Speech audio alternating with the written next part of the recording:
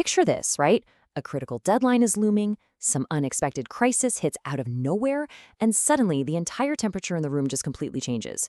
Voices get louder, movements become frantic, and panic, well, it starts spreading like a virus. Now ask yourself honestly, when your team panics, do you lead or do you mirror their chaos? Do you become that stabilizing anchor they desperately need? Or do you, maybe subconsciously, catch the contagion and accelerate right alongside them? Well, let's dive into this explainer and find out exactly how to take back control. Welcome to the Explainer, everyone. Today, we're unpacking some truly transformative insights on how to maintain extreme clarity under high-stakes pressure. And here's a massive paradigm shift we need to make right off the bat. Making poor decisions when the heat is on, that's not a sign that you lack intelligence or talent or courage. Not at all. It's actually, quite literally, a biological system crash. Your brain's hardware is just reacting exactly the way it evolved to. But today, we're going to install a mental software update, a brand new operating system designed specifically for leading through team panic. So here is our quick system installation menu for today. First, how pressure hijacks the brain. Second, the internal deceleration restart. Third, precision questions for team panic. And finally, becoming a high-pressure trust anchor. All right, let's jump straight into section 1, how pressure hijacks the brain. You know, when a massive threat pops up, like a major project failure or a furious client, your nervous system executes what we can call a survival hijack protocol. It doesn't politely ask for your wisdom, it literally screams for safety. The brain just rips control away from deliberate, logical thinking and hands it straight over to ancient survival mechanisms. Pressure forces your body to prioritize immediate safety and speed over clarity.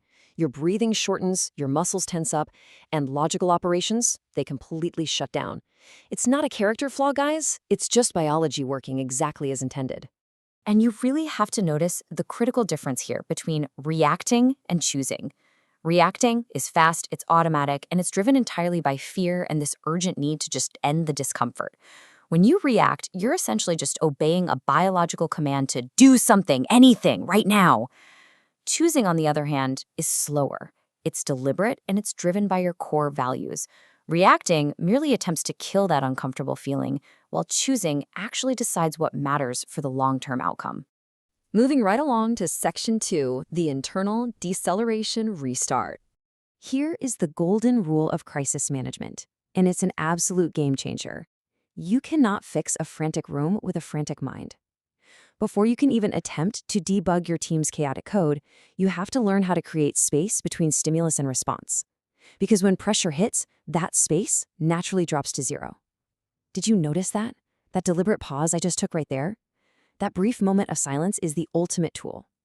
Creating just a few seconds of blank space physically interrupts that survival loop. It stops you from filling the void with rushed words or panicked actions, and it restores your access to higher-level rational thinking. Space isn't given under pressure. It has to be taken. So how do we actually force that space? Think of this as patch 01, the physical override. When your brain is screaming that you have to do something instantly, the fastest way to regain clarity isn't to try and think differently. It's to breathe differently. Slowing your breath isn't just about trying to relax. No, it's a biological hack. It's reverse engineering your nervous system. By taking a slow, deep breath, you send a physical, no immediate danger signal straight to your brain. You are literally tricking your own hardware into standing down, which then widens your compressed attention span. Okay, so here's your immediate go-to internal protocol when a crisis strikes. Step 1, pause. Take that breath we just talked about. Step 2, label the emotion. Just say to yourself, I'm feeling rushed, or I'm feeling anxious. By simply naming it, you turn the emotion from a command that controls you into a mere signal that you're just observing. And step 3, fact check. Strip away all the crazy stories your brain is making up and isolate the 100% verified objective facts. What do you actually know for sure right now? Which brings us to section 3, precision questions for team panic. Let's be real, panic spreads like wildfire. It is so contagious. When a team is stressed, people unconsciously mirror each other's anxiety. To break this cycle, you have to become the system anchor. This means you actively refuse to synchronize with the room's chaotic energy. When everyone else speeds up, you decelerate. When they raise their voices, you deliberately lower your volume and slow your speech. Calm, when it's genuine, creates psychological safety. And safety restores thinking. your deceleration actually becomes the strongest form of leadership in that room. Next up is a concept the sources call language decoupling. Under stress, a team is going to throw out emotional virus code. Subjective verdicts like, this is a total disaster, or everything is ruined. A clear thinker translates that panicked language back into clean, objective data. You just remove the personal narrative. So instead of accepting, this is a disaster, you guide the room to ask, which specific part of the project didn't go according to plan? You decouple the facts from the frantic emotions. I'm going to give you 4 precision tools, basically rapid-fire questions, to make this happen. Here's question number 1. What exactly is the problem we're solving right now? When a team is panicking, they're usually totally lost in hypotheticals and worst-case scenarios, running around asking, what do we do? This specific question instantly intercepts blind, frantic action. It acts like a laser beam, right? Cutting through the panic and redirecting everyone's attention strictly back to present reality. All right, once you've pinned down the actual problem, hit them with question number 2. What is our next right step? Notice, not the perfect step, not the final outcome that magically fixes everything, just the next right step. Pressure overwhelms the mind by demanding that you solve the entire giant puzzle all at once. This prompt brilliantly cuts through the mental clutter. It reduces an overwhelming mountain of chaos down to a single, executable action that the team can actually take immediately. That brings us to precision question number 3. What can we control in the current situation? When under extreme stress, teams bleed processing power by obsessing over variables they couldn't possibly change, like what the client might think or what the market might do tomorrow. This question acts as a hard boundary. It stops the team from wasting precious energy on the uncontrollable future and shifts all of their remaining cognitive bandwidth entirely to execution in the present. So, what happens when it's actually time to pull the trigger on a decision? This is where we use the uncertainty override. Pressure falsely makes every tiny little choice feel fatal and completely irreversible. It makes us desperately crave 100% certainty before we make a move. But waiting for total certainty in a crisis, that is a massive trap. It's an emotional illusion. Waiting just outsources your responsibility to time, and time doesn't bring clarity. It just brings more noise and lost opportunities. And that's exactly where your final precision question comes in. Is this decision reversible later? If the answer is yes, and honestly, it very often is, you as a leader can significantly lower the threshold to what is simply good enough. You don't need perfect, you just need to move.